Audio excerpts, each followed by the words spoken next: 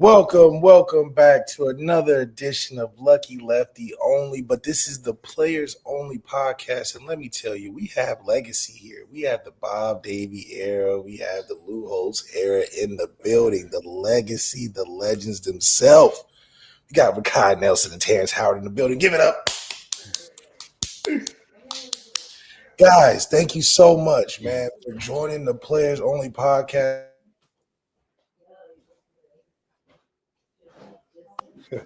Need to hear the voices of the players that have done it on the field and have the great critiques of off the field as well. You know, we always love those armchair quarterbacks, but this is a little different in the Players Only locker room because we got that insight. We know it is the good, the bad, the ugly, the pretty. We know everything in between. So thank you guys for coming. Thanks for having us, man. Appreciate it.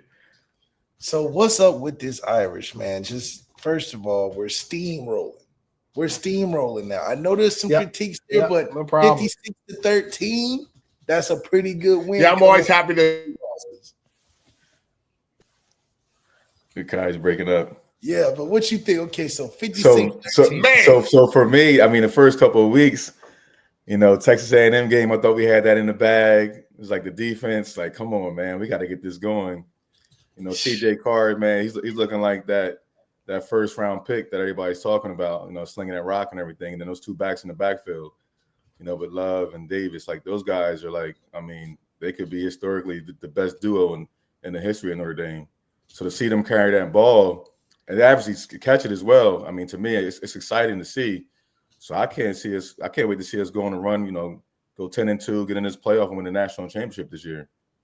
Now, explain to the people just how hard it is because we're confident we can go 10-0 in this next run, but just tell us how hard it is to win a game and be consecutive at that. It's a lot at Notre Dame.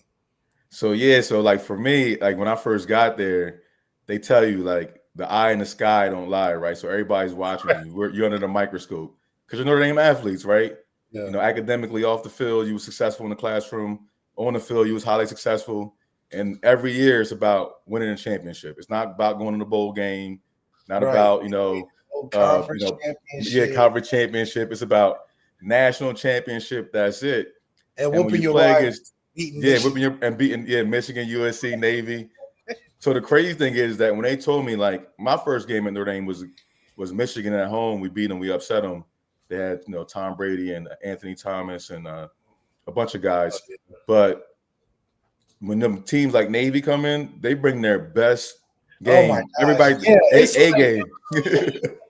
it's like no matter what you watch on film, they're going to play twice as good. You're like, wait, I didn't see this. Like y'all playing way harder than this is ridiculous. It's their Super Bowl. It's a Super Bowl. And they don't quit either. It don't matter how much you beat them by. No, they got that die about it, and they just tough. It's crazy out there. So it's hard because you figure as a Notre Dame student, I have friends that went to Ohio State, Kentucky, USC, all the schools, right? We're in class Monday through Friday. We got class right up until practice on Friday, 1:30. Yeah. And you then you go into practice. Yeah, you got to go. Professor told me, Terrence, you missed 4 classes, you get an F. I don't care what grade you got on the test. It's over. The school standard was higher than the football standard. They ain't slack in the school part. Yeah, well, Rogers, Urban Meyer was on our staff too. He's like, I don't care what you get in the classroom in the classroom, but on the football field, I need you to get an A. So your assignments and alignments need to be right. See, that's why you got championship. You know how to put that school second. Those things. It's that championship medal, man. But what do you see in the running? But what do you see in this running game? I mean, when have we had a Heisman potential running back with another? First, second round type of talent. I mean, this guy, Jadarian Price, and what he's doing with the amount of carries and being able to have like touchdowns in the same attempts as kids. It's crazy because, first of all, how hard is that to do? You think you the man.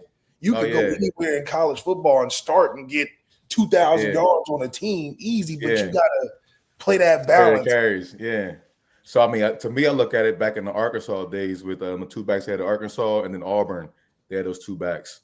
I forget their names. DeMarco Murray and DeMarco Murray, Julius Jones, something. So So when I was at Notre Dame, it's me, Tony Fisher, but then Julius Jones is right behind me. So coming into my junior year, Julius' sophomore year was like we splitting carries. So we all had like 500, 600 yards apiece. Not to say that I was on any level as Julius Jones or no, you there. No, you there. or Love. I man came out of high school ranked like that. He was. But no, but the carries though, like he was. If you get your series and you don't do if you get your series, you don't do nothing. You got another dog coming in behind you. Terrence started over all of them. I know he being modest. He being modest. That's what it is. But like when you get your series at running back, if you don't really do nothing with it, you got another back behind you waiting. So like I think we was talking about the West Virginia game earlier.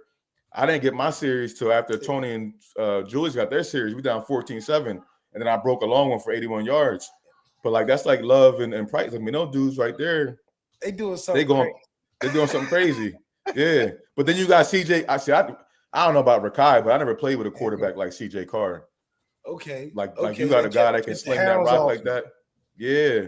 So you can't just load the box up with 8, 9 in the box. You gotta, then you got the big 6'5" receiver outside.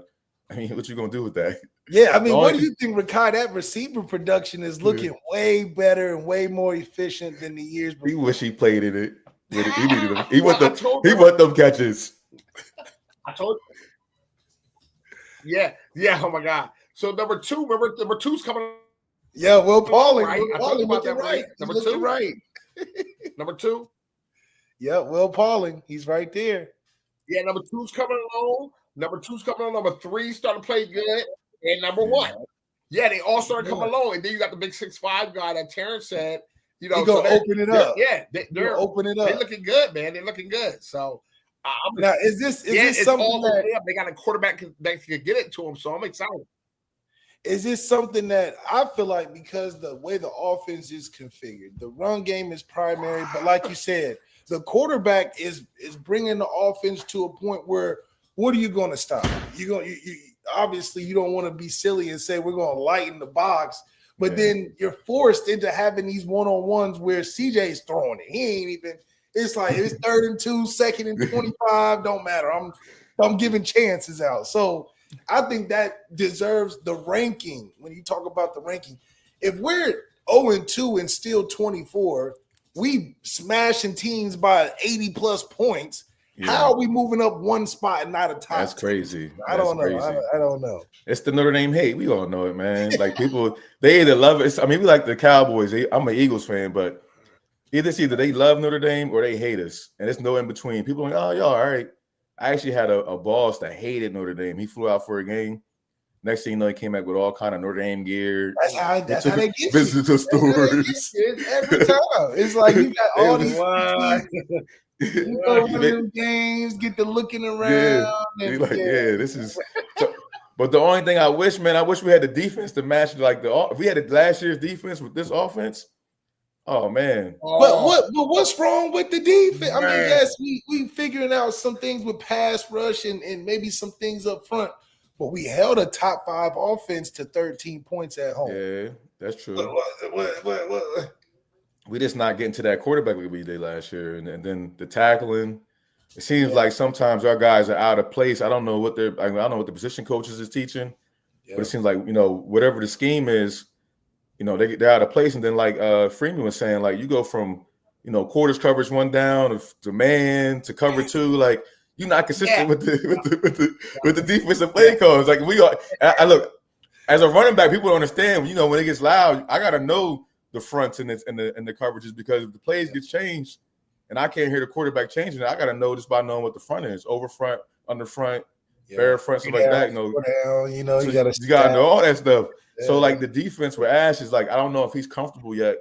Nothing's changed as far as I guess what they're calling, but how he's calling it is changing. The plays ain't got to change, but can you get in the rhythm and call them plays? How much grace do you give him? Because Al Golden put up such a high standard. He's been there for 3 years. He's like, man, I can't think like the man, but I'm trying to figure out my way. And I think giving up 30 to a Purdue defense and then turning around the next week and giving up 13 is a huge improvement.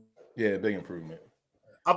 I think that, like you said, I think they're simplifying the defense now. I think they're starting to understand it more, and I think they're able to start attacking better now. Like what they say, what's the term they use? Like pull their hair back or ears back or something and go through the quarterback. I think they're ready to that point now. And then it's like, I know what to do, and I'm gonna get to the quarterback. I'll play fast. I think he simplified to a point where he just said, play fast, guys.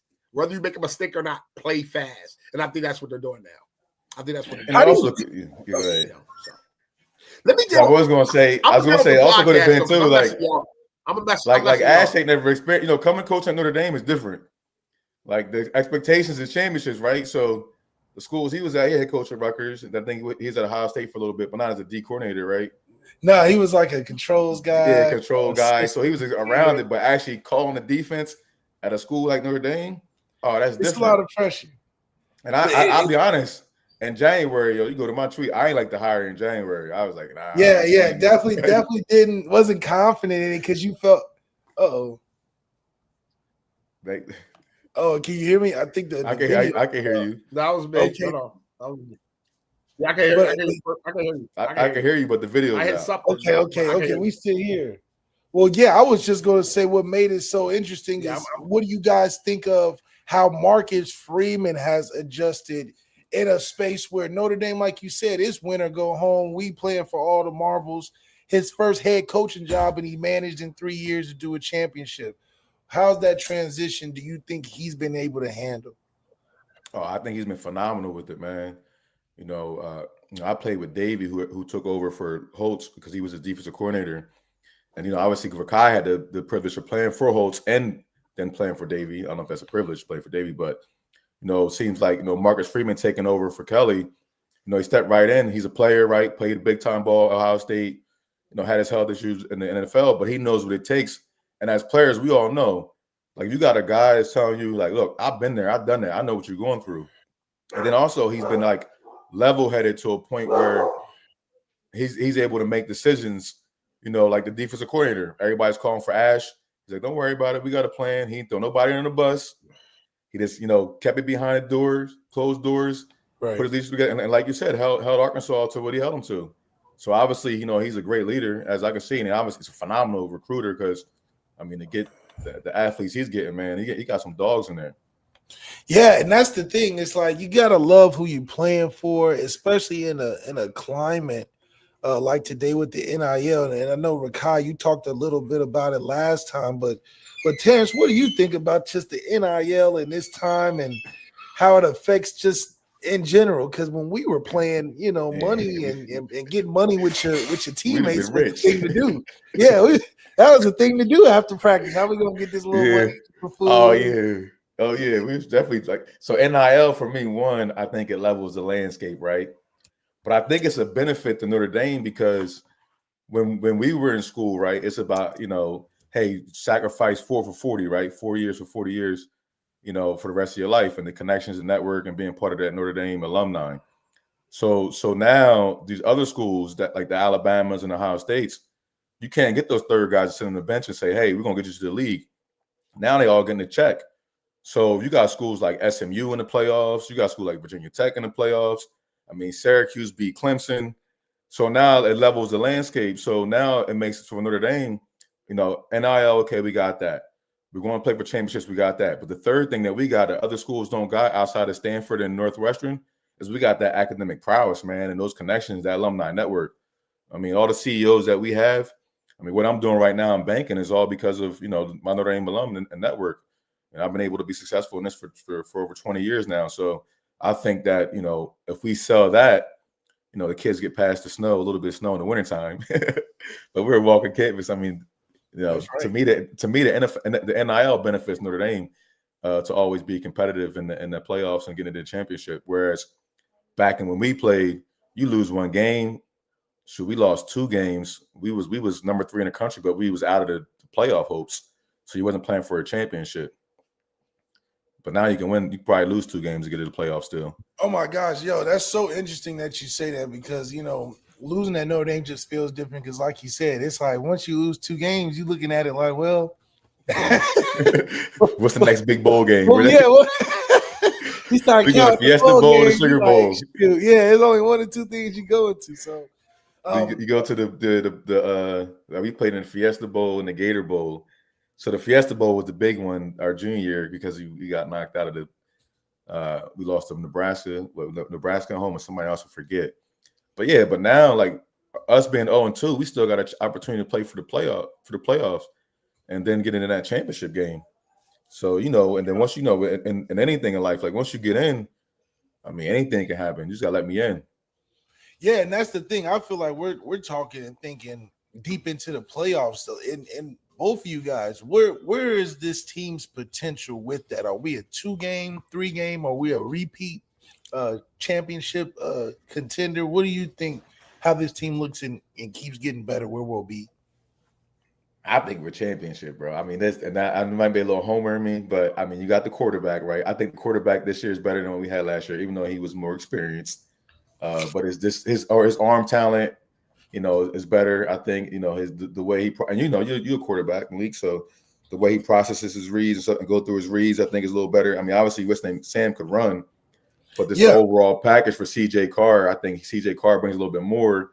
Then you figure we had a lot of guys get experience last year on offense and defense that it kind of solidified that, and then having Price just come out of kind of nowhere for me. I mean, obviously for people inside, they know about him, and then Love just doing Love stuff, right? And then you got the head coach up top with that stern. He got that leadership, and everything starts with that leadership. So you got somebody like Marcus Freeman, leading our team and galvanizing these guys, because I know what it's like to be 0-2. The first 2 games, because we actually went 0-3. I think it was my sophomore or senior year, and no, my senior year we went 0-3. And that's like the first time in history we went 0-3, and how easy guys can start thinking about, oh man, I gotta go to the NFL. I can't get hurt. Yeah. You start thinking about. They start thinking about themselves. I seen it on the field. I ain't gonna say no names. You see it, yeah. You're right. You don't have to say names. You can just see it, guys. Dude, like, slow. Like, I don't know if I'll make that tackle. Business decisions, yeah, absolutely. Business decisions. And our guys, I mean, against Arkansas, it was like, where was this team at? So for me, I think we got that championship medal because one, our leadership from the top, and Freeman, he comes from that. It's in him, right? And then he's obviously, put the guys around him and the leadership around him on the team, so those guys can be like that. And then the staff around them, those guys are going to level up and get it right. If not, like we saw the first 2 weeks, the defense wasn't where it's supposed to be at. Whatever they did, and that following week, the week off, whatever, Freeman got that defense right. So, I mean, I think we can win a championship. I don't know what team we can't. Penn State hasn't played nobody yet, and Oregon and Ohio State, I think, are our biggest. Like, I don't know yet. But who have they played though? I mean, Oregon played Penn State, but Penn State hadn't played nobody to be that ranked high. Yeah, I don't consider Penn State in our same tier. Penn State they get close but no cigar. I don't want to offend Ricard, but Yeah, I mean, don't tell these boys. I mean, my older brother went to Penn State and played for Paterno, so I mean, he's a big Penn State guy too. But I mean, I don't see nobody on a neutral field. Who's going to stop our? I mean, our line. Our line is good enough. Our line good enough, yeah. That's right. Not as dominant as it used to be, right? But I'm assuming it might get back to that. Now, if you're Coach Sider, how are you handling not only just the success of the room, but how are you coaching it week to week? Because I mean, these guys are putting in 6 touchdowns and 6-7 touchdowns and 400 yards in a game, like doing crazy stuff. How are you managing the room if you're Coach Sider? I mean, man, Jeremiah Love and Jadarian walking in bigger chains than him. So he's big one. I mean, I kind of look back to I only played. Urban Meyer was a wide receiver coach, like special teams in Notre Dame when I was there for 2 years, but he recruited me there because I guess he was a national recruiter. But his mind and his thought process, and I think Rakai can speak to this too, because I think Lou Holtz was like this, right?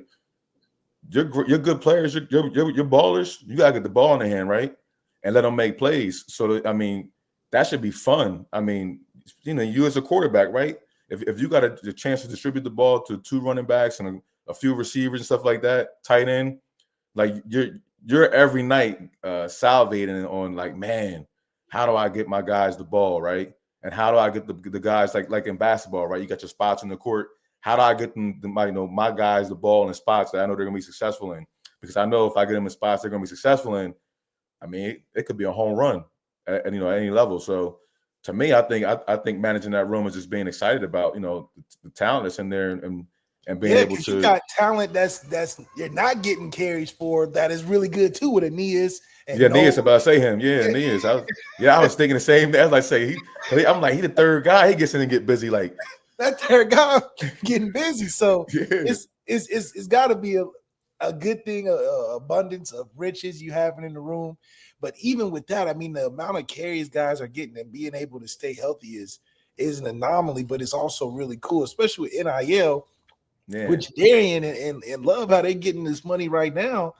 Shoot, it's not too bad to stay another year if you're getting 10 carries in a game and getting 3 touchdowns out of it. So, I mean, I think the math for that comes in though is like as a running back, as a quarterback you might want to stay, but as a running back you want to get to that second contract quick. True. So you don't be no 22-year-old. You off and they draft you in the first round. Now you 27. They franchise you. Oh, right. Yeah. So you almost got to get your second contract first. Yeah. So it's like first. If you can go first round, but I mean, so when it was me, Julius, and Tony in the backfield, it was like in practice. You don't know. I guess the coaches knew who was starting, but we didn't know who was starting. Oh, they didn't even tell y'all. No, they ain't tell us, and then you wouldn't even know like how many series you would get. Like they'd be like, "Oh, you gonna get a series first, and you gonna go second, then you gonna go second."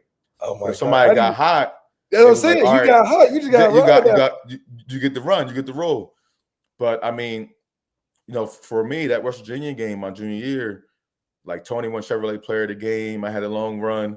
We didn't touch the ball the next week against Air Force. Julius got all 26 carries.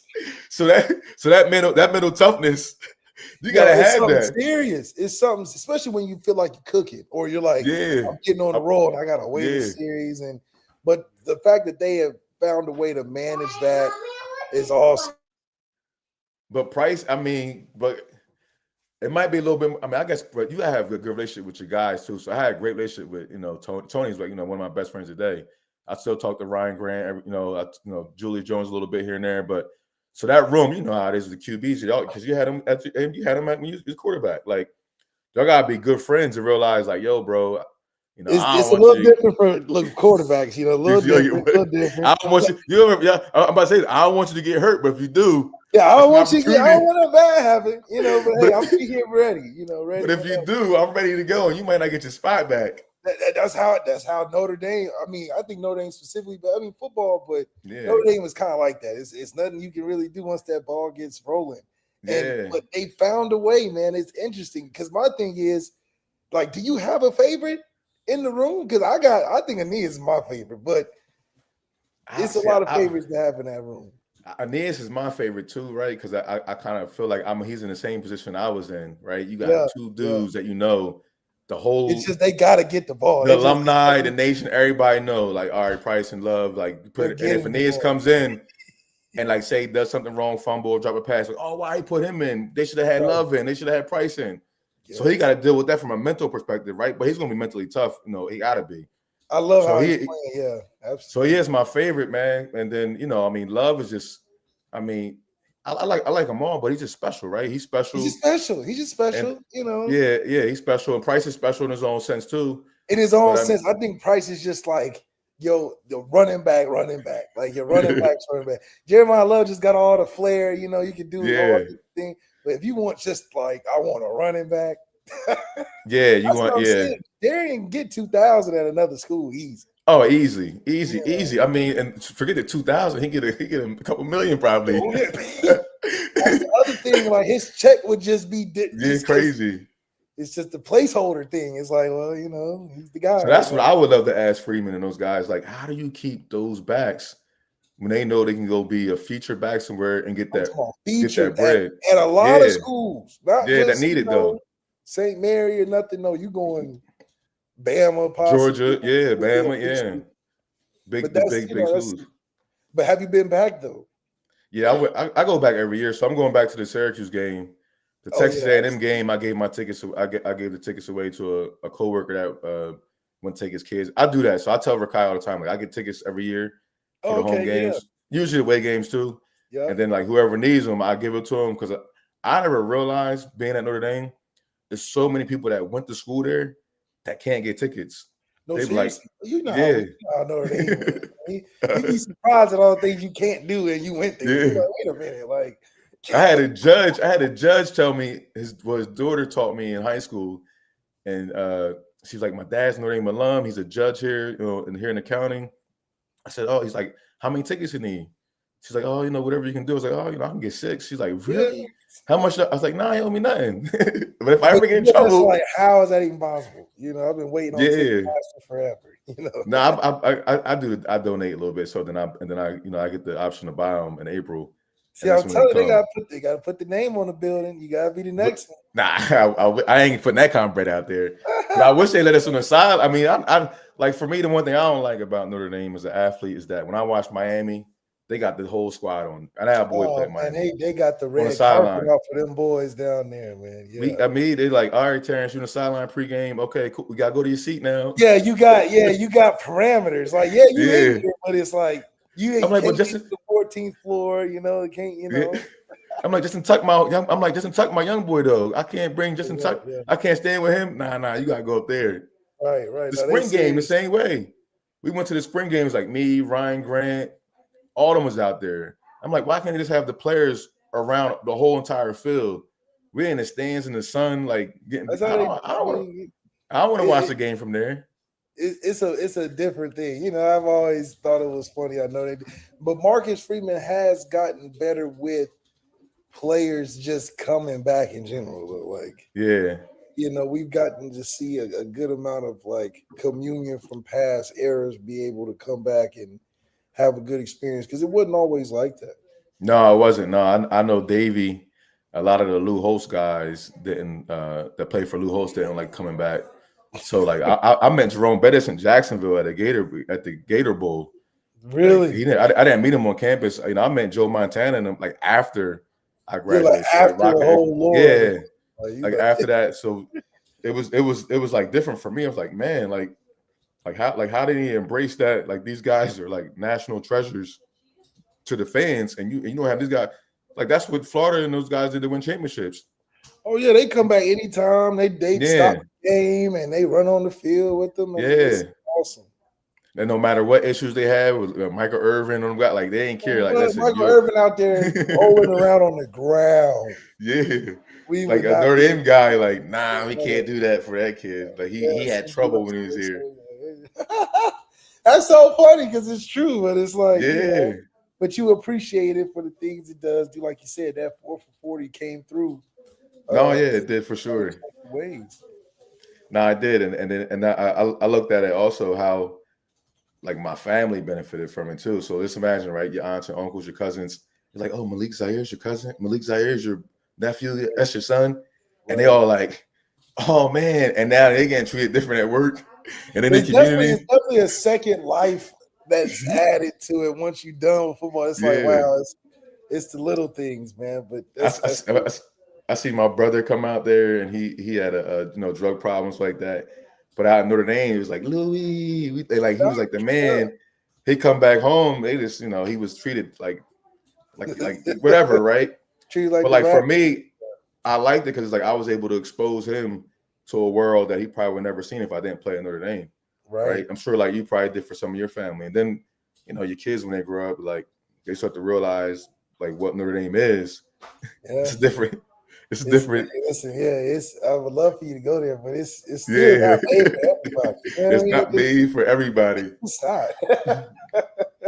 I got a $25 fine my freshman year. Oh my gosh, they're not a bargain ticket. I'm like, come on, the coaches can't even help you. That's the thing. No. They try not to get bargain tickets themselves. No, exactly. Yeah. But I mean, the experience there is great, man. Like I think in every avenue I've been at in life, whether it's at work, out golfing, or watching my kids play basketball, sports. If I got something Notre Dame on, the conversation starts up, and they're like, "Oh, you played there? Oh, you're Terrence." Oh, it's like next thing you know, like, "I'm watching. What do you think?" And then it's like that relationship that builds You're for right me, there. and yeah, you're right there. Now next thing you know is like, you want to utilize it, you can utilize it. But if not, it just can be, a conversation. It's Most of just the a time, conversation. I like to utilize it. Yeah, no, listen, we definitely, put the work in. Do you Yeah. ever go to the alumni watches, the game watches? I did when I was younger, when I first started in banking, I would go because New Jersey has North Jersey, Central Jersey. So they got like 4 alumni watches Oh, in okay, New okay. Jersey. They deep out there. So yeah, they're deep. I mean, it's a lot. I mean, it's a lot of Notre Dame alum here, and like I would go to them just to meet people and watch the game. But I mean, like a Right. football, That's I the like, trap. but I like to watch football though. So I watch a different. I'm sure you do too. Than like the fan, right? I'm looking at the line. I'm looking at the Yeah, I'm out protection. here really watching. Like I'm Yeah, not I'm watching film. I'm watching the all 22 basically. like I'll get excited about stuff they not excited about. I'm like, oh, that Yeah, was a good route or something like that. yeah. The quarterback's footwork. I'm watching his platform, like how he's throwing up. Like, oh, he's missing throws. I'm like, his platform ain't right. His feet ain't too wide, whatever. He ain't on his toes. Or a running back. I'm like, oh, he missed that read. I'm like, oh, he set that up real nice. And like they think like the lines is play calling sequence, the line, double team or something like the patience. Like when I watch the backs, I like to see their patience to the hole, speed through the hole, and then like their field vision, their balance. Yeah, talk about that. That's your top. Top 3 keys of you thinking a running back is good. Because everybody can look good, but what do you think a running back needs to be good? So for me, I mean, you got to be able to obviously pass pro and catch the ball. But when I was at Notre Dame, one of the things that Coach Rob, our running back coach, told us is like, I can get anybody back here to get the yards of the line give you, but can you make somebody miss or can you run by somebody? Yep. So when I see Love catch that pass in the flat and spin back inside and score a touchdown, I'm like, hold on. That's checking in the boxes. Like I'm thinking like, and then I watch Price. I'm sitting here run through the hole with that speed and that power. He's not picking. He's not tiptoeing. No. It's with confidence. So, I mean, I can go into detail to running back. So, like a lot of people think that you just run like running backs. Oh, you just run up the middle. Or you run in the daylight. Right. Like me, I really looked at like if we ran. I don't want to get too technical now. Like power. No, you get technical. It's the players only. That's what the people need. So we run in power, right? And we're running to the over front or under front. I know we're going to the 3 technique, right? Yeah. So I already know for the quarterback, he got to check it. If he don't check it, I'm like, yo, you got to check this. Yeah, you got to check it. I'm not running to the shade. Are you kidding me? Yeah, I'm running to the shade. Yeah, I shade the 5. I want to see that 3, right? So now I know power. Boom, I run to that right there. If I'm watching film and that backside linebacker, now you never cut power back ever. Never cut it back. No, right? You don't have no help. You got no help. But if that backside linebacker is flying to the front side, he's out of control, which I've done it before. I'll cut back because it'll be underneath it, though. It'll be underneath. I'll be underneath it. Yeah, underneath it. So now that linebacker is like, you doing something that my coach told me not to do, but I'm watching you on film saying, oh, you just flying over top. That's film study, right? Yeah, film study. Then the same thing with, I'm watching, if we're running, outside zone, inside zone, inside zone, you win that first down, inside lineman, and outside zone, outside, DN. So I'm looking at, where the lineman's at, right? So now I'm looking at, all right, if that DN's out wide, what is he like doing? Because the coach, these defensive coaches is paid to coach these guys up to do what they do best. So if that guy can't hold the edge, they're not going to have him hold the edge. No. So they like, yo, we're going to have you crash down, have that linebacker come on top. Yeah. So if I know he's going to crash in, they're going to do like, we used to call it Stiller blitz, whatever. They go to crash and they spill over the top. Yeah, crash and spill over. They call it Stiller stunt, whatever. Like, I already know I'm gonna be outside. I'm gonna run that track to that butt, and hopefully I'm gonna get past that linebacker, or I'm gonna get around him outside. He ain't gonna be fast enough. So when I played linebacker, it was big and slow. Now they fast. They like 235. Now they there. 40, yeah. I was playing dudes. They be bigger too. You like that? You got like 50 pounds on me. You still here? Still. So like for me, when I see a running back, I gotta see the consistency of like making things happen out of nothing, and then just falling forward. Like when I look at our backs, if it's not there, they still might get 1 yard. They fall forward for 2. Yeah, that's the thing. They falling forward. The linemen start pushing them and all. Yeah, and then they're not complaining. They look fresh all the time. I haven't seen them miss too many reads at all, if any. Because I watch them hard. I'm watching to see, okay, how's it blocked up? This is the blocking scheme. Okay, the double team. Okay, it might have climbed too early. You ran through that arm tackle, and then you use that block right there. Because sometimes the double team, they'll climb too early before that other lineman can take over. Yeah. And then like on zone plays, stuff like that. So You know, so now the blocks develop. Yeah, they like let the blocks develop sometimes, and that's the thing. Like, you know, in high school, you're just the best athlete, so you can just run past everybody. You run through everybody. I told people, I tell kids, I'm like, listen, man, when I was in high school, it'd be 4th and 20. My coach is handing the ball off to me. Yeah, we had it all. We not throwing it right. Yeah, I'm getting. No, this is dead ass serious. I'm talking about like this is Group 5, this Group 4 football. So that's the big in New Jersey. The higher you go, the bigger the school. So like it'd be like, you know, Group 1 or, you know, Division 1 in Texas, right? Yeah. But like, you know, this is big time football. I played against dudes that played for the Bears and, you know, in the NFL. They drafted. So I'm like, the coach was like, no, yo, Terrence, this is 4th and 20. We handing to you. We already know the call. You know the call. So I'm telling high school kids like, yo, if you talking about you averaging 5.7 yards a carry, that's good for college. That's good. You know, that's great for the pros. But in high school, Arian and Jeremiah Love had 9.5. I need you to get. I need you to get busy out here. I need you to get a tall sweep and go from one, because the hash is wide too. If you on the hash, man, you got space and running away from people. Like, come on. And you was an athlete too, so I already knew what you was doing. Yeah, well, look, I was just, you know, let it kind of filter out. I was just big on, I can't let the first guy tackle me. Oh yeah, if that's the case, I know I'm 10 yards down the field. Everybody running, you know, easily. And then like I remember like in high school, like they throw me in tall sweep, I drop it, fall on it, coach, run that back again, and run it back again, and go. Way. That's when you know you're getting in your groove, when you're like, we will run the same play again. I'm not even. You can know we coming, and I'm still hitting my mark, and there's nothing you can do. It's going. I mean, so like the high school kids I mentor and coach like that too. I was like, yo, I didn't have a dream of going to like the NFL playing big. I was like, yo, my coach told me, he said, yo, you good enough to get a scholarship and go to college for free. I was like, what? I go to college for free? He said, yeah, they pay for your meals. He said they pay for your meals and everything. I said, get out. I said, yo, Central Michigan was my first offer my sophomore year. Yeah. I was so happy. He told my brother, he was like, Central Michigan, you better than that. And then that's when the other ones like, dude, scholarship. And then my junior year, that's when they all come in, like Notre Dame, Florida State, Ohio State, Miami.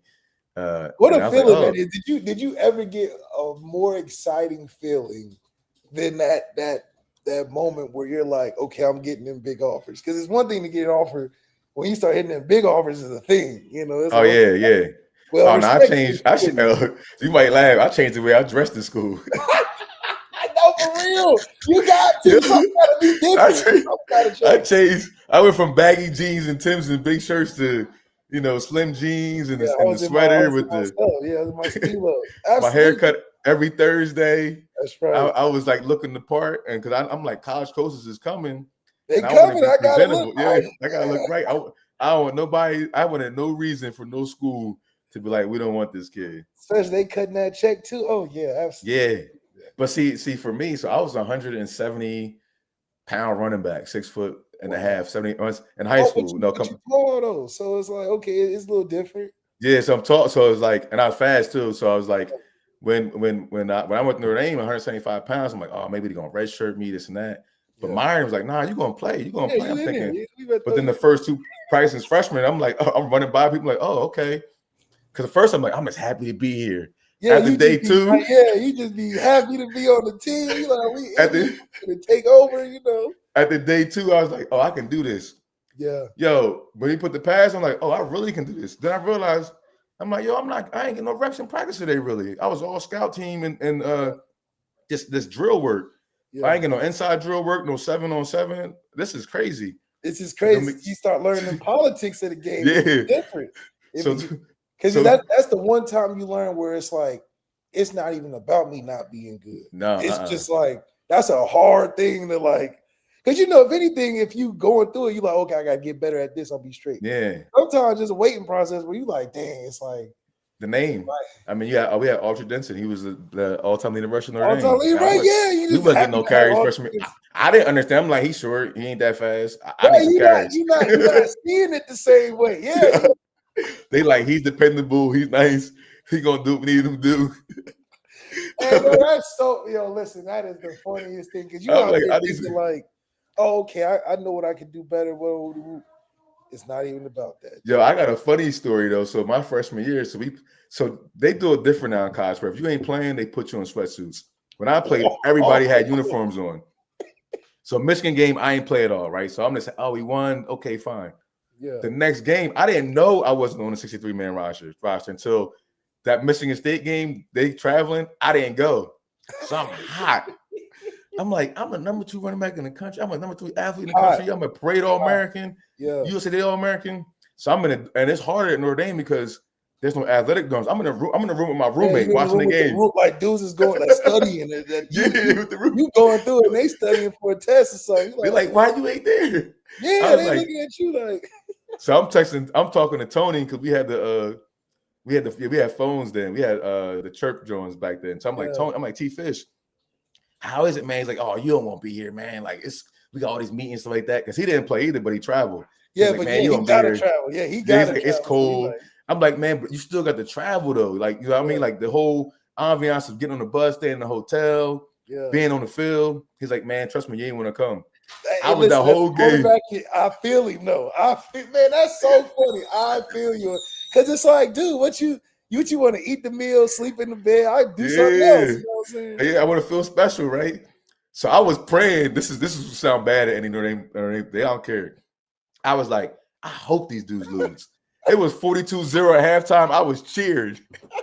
Nick Saban put a whooping on these boys. We was losing 42-0 at halftime. So I was happy as hell. So then afterwards, I'm like, man, I'm about to get up out of here. I'm about to transfer. And they put me in a bunch of special teams. You know, kick return, punt, gunner, punt, and kickoff. What was that moment for like, okay, I'm at Notre Dame. Welcome to Notre Dame. I'm here. I've arrived. So that moment for you. So it's my freshman year when I basically like I'm gonna transfer out of here. They put me on the special teams. So I was a gunner. We're playing USC, and I forget his name, RJ Sauer, number 1 pick, is number 17 pick in the draft, punt return. He got his whole face painted. Oh, he's too fast as hell. So later on, I didn't hear the crowd, but this moment right here, I heard all the crowd noise. Yeah, you heard everything. My heart was racing like 1,000 miles a minute. I'm like, my feet felt like they was in concrete. Yeah. I ran down that field to go tackle. The ball's punted. I'm going down there to go make the tackle. Whatever. I'm like, he ran by me. Boom. I go chase him down to tackle him. And all I heard was like, and then I go back to the sideline. Go crazy. But I tell that story because it's like, at that moment, I heard all the noise, but then when I really got comfortable, I couldn't hear the crowd. You don't hear nothing. Man, I swear you should start thinking about what's my job. Okay, I'm breaking down the game. I'm knowing what's going on. It's a crazy thing because when you're first getting into it, you start noticing, okay, the crowd going crazy. The crowd, But when you like 4, 5 games in, you like, listen, I gotta beat this dude across from me. Is he hurting right now? What's wrong with him? No, I gotta pick up this 255-pound linebacker at 180. No, seriously. I know he's coming. Now, what is it more of a physical thing, or is it more of like you gotta know the game when it comes to pass pro? Because that's always the biggest thing with running backs is no matter how good of running back, you gotta have pass pro. Is it a physical, or is it just you got to know where it's coming from? So it's sort of both. I think it's more mental. So like on third downs, my sophomore year, so I played 70% of the offensive plays. Yeah, that's what this is. I was going to transfer. The coach, you played 70% of the offensive plays. I said, but I only had 18 carries though. So they would put me in for pass pro. A lot of heavy lifting. So Julius and Tony would get the carry. Julius would get the carries, and Tony and them. They bring me in for pass pro. So I had to know, like, you know, big on big. No, yeah. Now you got to know your job. Like I didn't know the linebacker, the corner, the safety, whoever one come. Right, I'm looking at them. You know, we got slide protection. I got end man line, but like I knew when the dudes was coming. So our running back coach did not let us chop block at all. He did not let us cut at all. At 180. Yeah, 180. I'm telling you, man. You can go back to the tape sophomore year. Oklahoma linebacker 255. Yeah, that's when linebackers were big. That's like they're heavy dudes. So like I mean, we practice pass pro a lot in practice. I hated pass pro in practice, and I hated. I'd rather do inside drill than pass pro.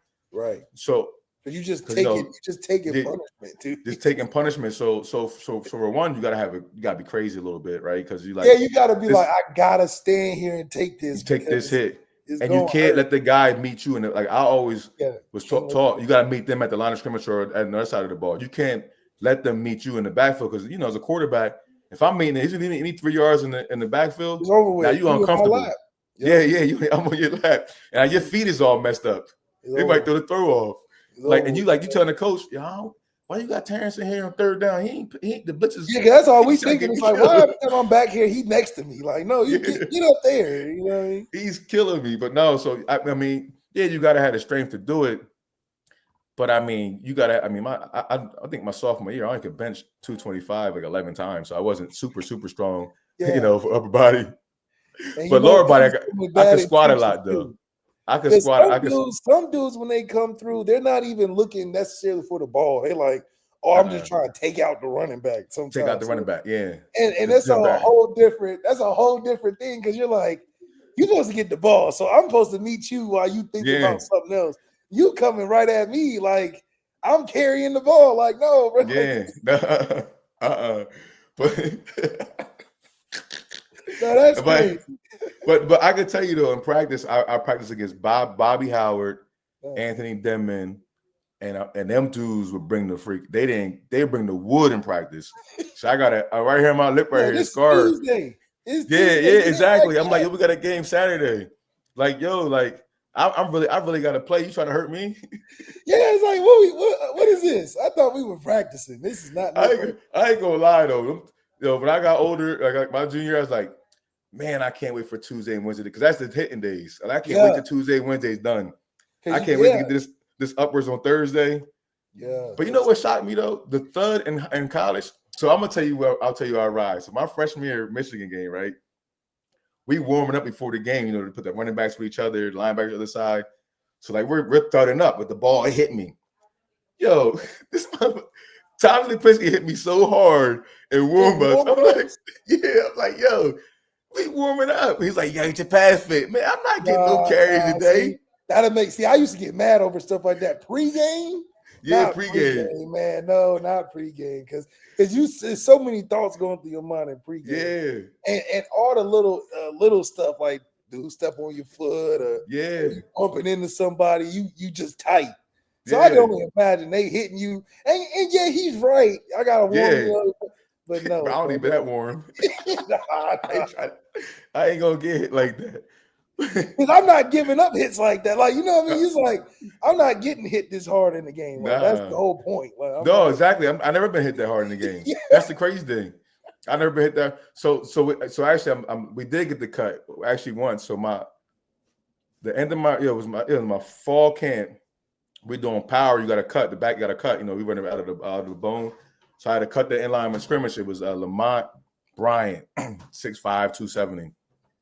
Coach Rob said, you take your left arm, Terrence, run it through his legs and rip as hard as you can. Yeah. So I'm like, listen, I'm going with the coach. I'm trying to get on the field. I go through, rip through him hard as hell through his leg. He got 2 big-ass knee braces on. He ready to fight me. Them hurt too. Yeah, them hurt too. He ready to fight me. He's like, what you going so hard for? I'm like, yo, Coach Rob said, this is how I'm getting on the field. I don't care what you talking about. You got to talk to him. Like, you want me to go, like, what you want me to do? This ain't high school where it's like, yo, stay off Malik. We need him for something. Right? Yeah. High school they'll beat. Nah, not in college because it's just quarterbacks.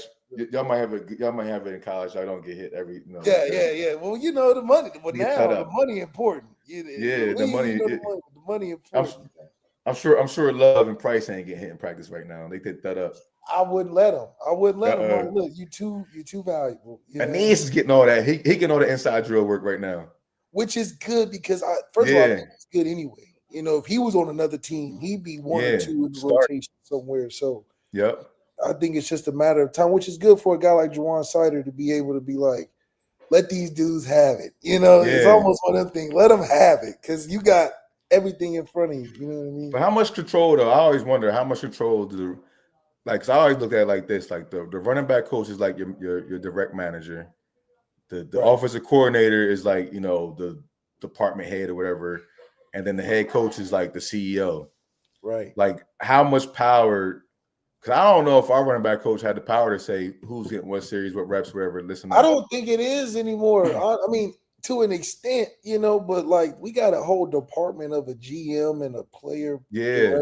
That's what I'm saying. Yeah. It's like the league now. So it's like I think because how Notre Dame about that green, the money important. So whoever getting the highest paid is gonna be on that field. Like I just and think selling them jerseys. I just think that's how. I mean, which is fine, but Yeah. you're put in positions like Jadarian where it's like we can only give you 12. So You know, my young boy, Tony Anthony Sack is out there. oh, is he really? Yeah, he's from the same town I live in right now. Yeah, I see him all the time. His mom and all them. He actually, he was bar backing at the bar that I go to right the corner. Oh Me and wow. me and my wife, we go there. I would see him there. Like, what? I said, I like that, man. You behind you about to go to Notre Dame. You behind the bar That's backing, right. working, Right. making that money. Have you ever been like, on the help when I need it in terms of that mentorship when it comes to Yeah. family on the field and stuff? Oh, for sure. So this is crazy thing right here. So the first time I ever came back and spoke in Notre Dame, I want to say it was like 2018, 19. I spoke to the MBA program. Oh wow. I didn't even speak to the football team. I spoke to the NBA. D-Bar. Yeah, never went to D-Bar before, but yeah, I was speaking to I'm like, this is crazy that when Notre Dame brings me back, I'm talking to the NBA students, keeping it real with them. But no, the athletes. I tell Anthony all the time that when he was just trying to decide, because his dad, I don't know if you know, played for Penn State and was a second round pick to the Cardinals, stuff like that. And his uncle and played. His dad, my older brother's older too, right before the Sackers. But no, I was like, yo, man, I said, listen, anything you need, like, call me, reach out, resume, connections. If you need me to connect you to somebody that I know, that maybe you need, like Rakai. I know people that Rakai want to meet. Rakai know people that I wanted to meet. Yeah. We link each other up. It's a simple, like, hey, this is my guy, this is Notre Dame guy, take care of him. And they always, are glad to help. That's what I like about the alum. And like, I didn't realize it because we got that Irish connection stuff that you can log into and reach out to people and call them. Yeah, that Irish family and all of that. But what you think about with this social media now, like Twitter and Instagram and LinkedIn, like you can go on LinkedIn, hey, what's up, Terrence Howard, whatever. And like Tyrell Harrison, I still chop it up with. So I just hit up Anthony Weaver yesterday and was like, yo, man, great job, this fire. And not only do I help out with like the real world stuff, but if I got guys like Sean Bradley, he played for me, he played for the Eagles, he was 2 years ago. I can be like, yo, I got this young boy, great athlete, this and that, great kid, give him a try. He's in the 90 man trial. You know what I mean? It's get him in the camp. And people don't realize that sometimes it's like getting kids in camp is who sometimes, right? If you're the bottom of the roster guy. I got the kids in the background too. They're doing home. Yeah, the baby's baby. So our 14-year-old, he's about to ask the girl to homecoming tomorrow. And he's my goodness, what's that process like? Oh, he's making a sign. His mom and his sister's making the. Oh yeah, you can't help. You gotta let his back develop. You gotta let him figure it out. So I said, when you asking her? He said, Mom, can I ask her tomorrow? Like, you asking your mom when you gonna ask the girl? He's like, nah, she's taking me. You don't know already. Golly. Yeah. and then she's like, well, I'm gonna walk up with you. No, like, you can't walk, right? No. You can't walk up with me. You can't walk up with me. Yeah, you can help me make it, but you gotta you gotta walk that walk. But then I was like, you gotta make sure she's gonna say yes though. Right. Right. Before, it'd be nice to know, like, pre-order, you get the pre-order, you get the real thing, Yeah. So his boy last week, some boy he knows, he did a homecoming proposal and had his mom's video recording, and the girl said no. I was like, yo, we can't have that in this household. You gotta make sure. No. That's what they do at Michigan. That's what they do at USC and those schools, Boston College. That's right. But if we do it tomorrow, she said no. It's not like it's Friday night football game because they did it the Friday night football game. Yeah, things going on. You need the full attention. Well, that's awesome, man. Well, what do you think? Just Notre Dame in general. What is the state of it? Or do you feel like Notre Dame is crossing into that tier 1 echelon of teams that are always competing for championships, especially with the new playoff system? So I think we're going to that tier 1, and like I said earlier, the reason why I think the NIL. So Notre Dame always had that first level, and even sometimes second level of guys that can compete, right?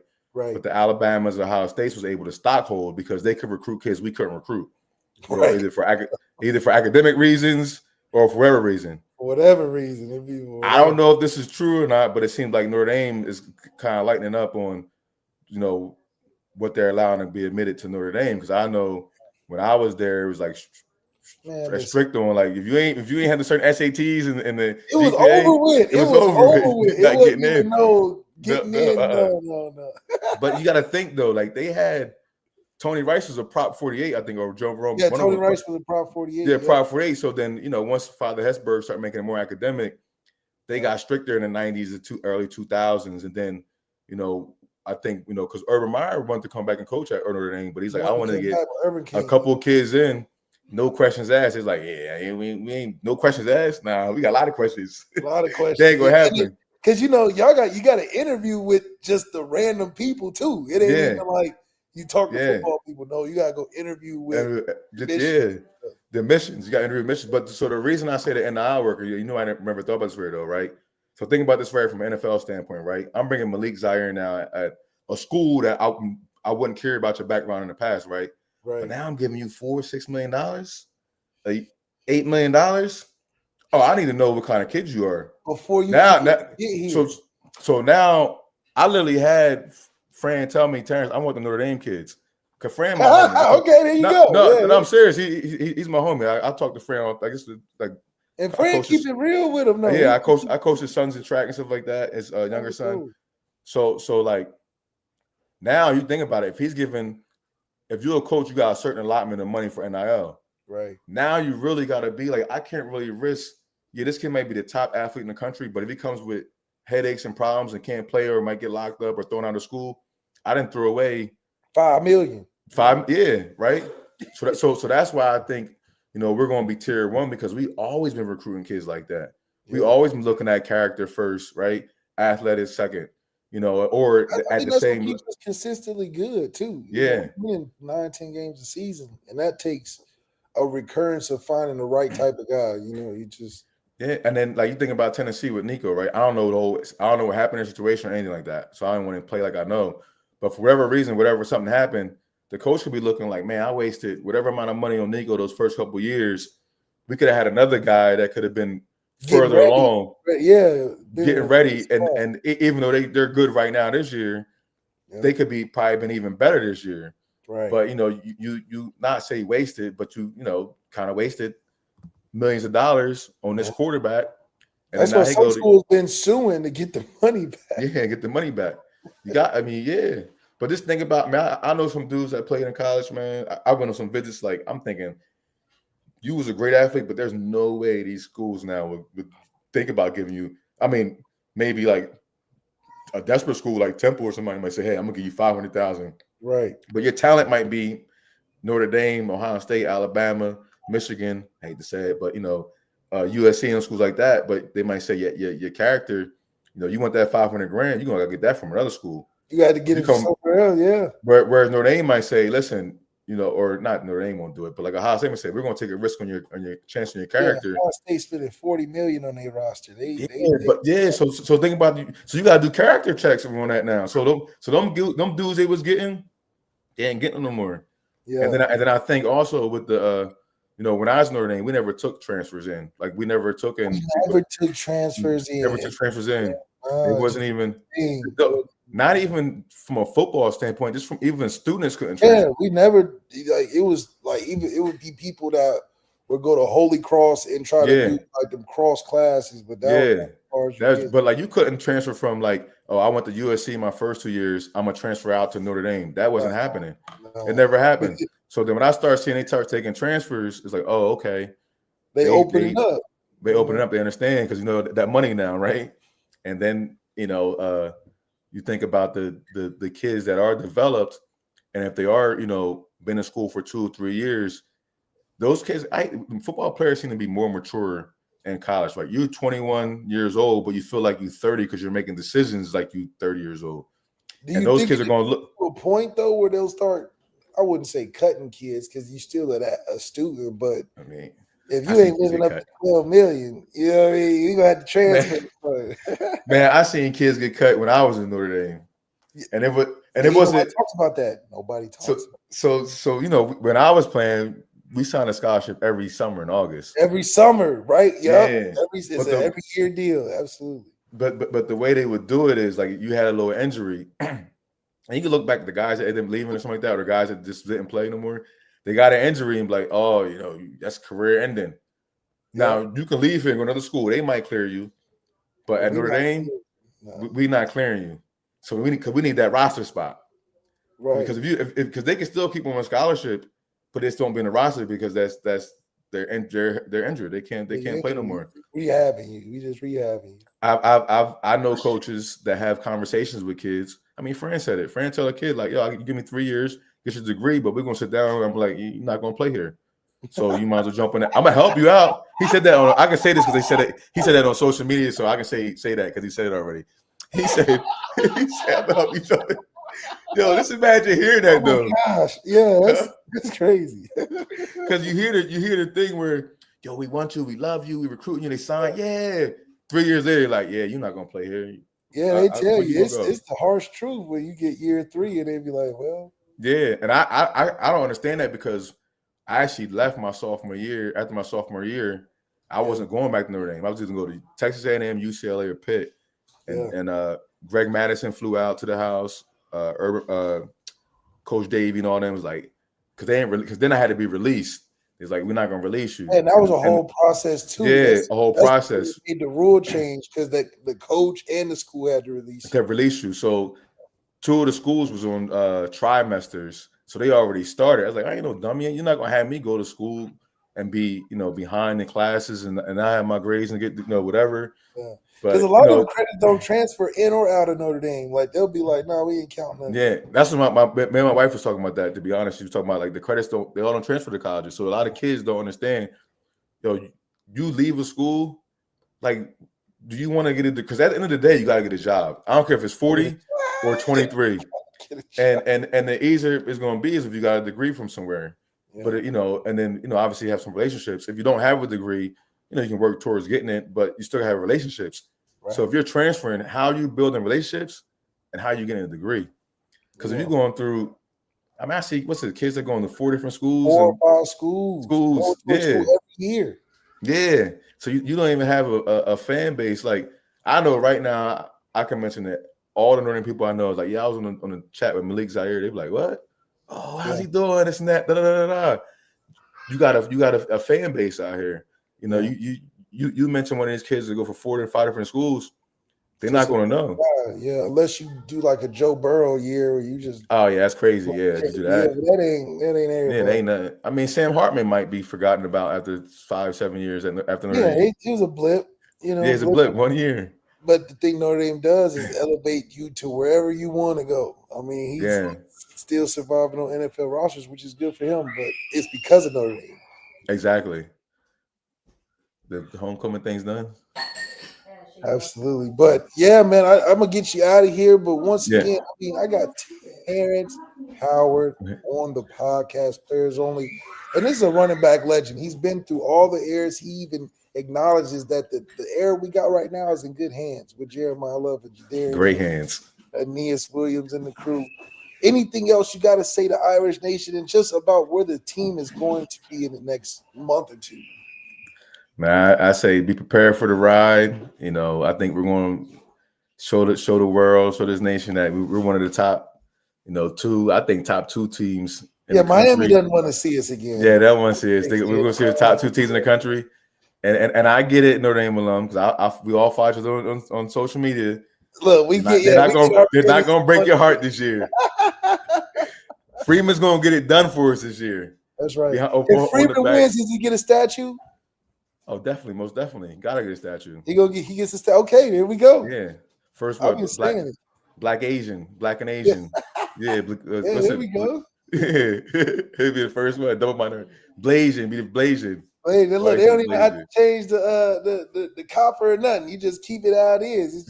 Keep it how it is, yep. He look just like it. Definitely get a statue. But man, I look forward to seeing all the fans, at the games or tailgates, whatever. Rooting on Notre Dame. Check on your Twitter. Follow. Put your Twitter. Plug your Twitter in there. Yeah, it's at @THow_32. That's right. I believe. Yeah, I think it is. Yeah, TI underscore. We follow each other on Twitter. That's right. That's right. Yeah. I'm gonna tag you in it. But hey, listen, this is the players only locker room, guys. We getting all the greats. You know, we just don't do the fakes, we do the greats. And Yeah. Terrence Howard is one of them, man. Thanks so much for joining the Players Only podcast. It's the Lucky Lefty doing it the best. And we got Terrence Howard coming with the rest, man. Thank you guys. And we will see you next time. Go Irish.